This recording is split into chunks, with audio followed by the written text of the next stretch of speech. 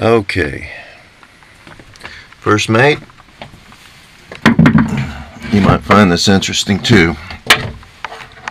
Looking down in the storage area that we have not gotten into before. It's a bunch of rusted chain. It's a great big, I'm not sure what kind of anchor this is. It's some kind of plow anchor. Yeah, that's one of those plows. Didn't even know we had it because I haven't really inspected down here. A bunch of road. Looks like it's marked. So we may use this because the road we currently have on our new chain is worthless. Kind of bad shape. Found a new bilge pump and a new switch. So that's a good thing. Old diesel oil in here. Some of these are empty. God knows where the oil went that was in them. We'll have to figure that out.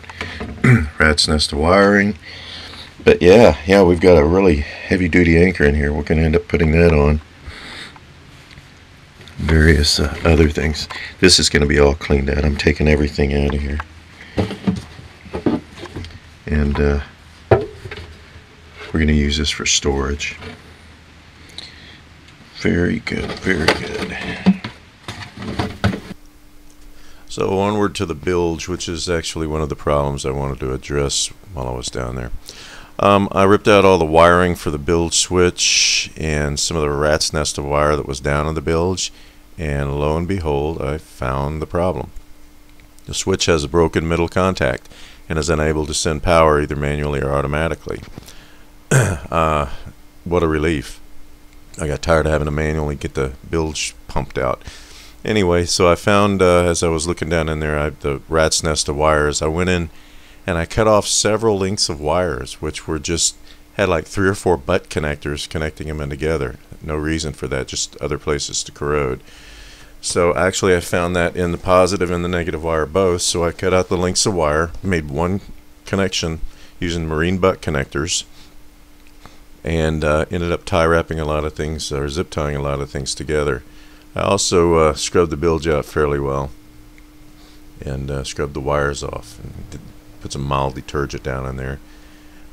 Sprayed massive amounts of WD-40 on the mast step towards the front, and problem solved. Now all I have to do is order the bilge pump switch and we will be good to go.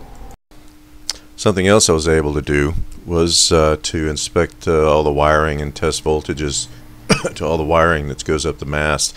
There was a butt connector that had the wire broken off of it, or a terminal connector, so I replaced that and found voltage to it. But in testing for continuity to see if the bulbs were in good shape, as I suspected, the anchor light bulb is showing an open. So I do have to go to the top of the mast and replace that. I got to replace a spreader light and put some boots on the ends of the spreaders anyway. So give me a chance to kind of knock off all the corrosion on this terminal block and spray it down with WD-40. One more thing that may not give me any trouble in the near future. There's another thing I want to address, is those 2 pipes feed in from the showers into the bilge, and I want to get a sump pump. So that's another thing that's going to happen. Get a sump pump and I'll mount it down in there, and then that'll help keep the bilge dry too. So onward and upward. One thing I really like about my FinePix 8350 camera is I can zoom in like a son of a gun and kind of inspect things at the top of the mast. You can see the little wind vane at the top has the little flags turned around backwards. I'm going to fix that when I climbed up there. Anyway, I got a hook that should be around the forestay for the roller furler.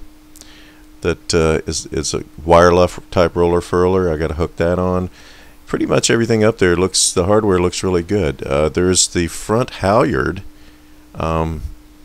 There's first the tackle, the blocks there that pull the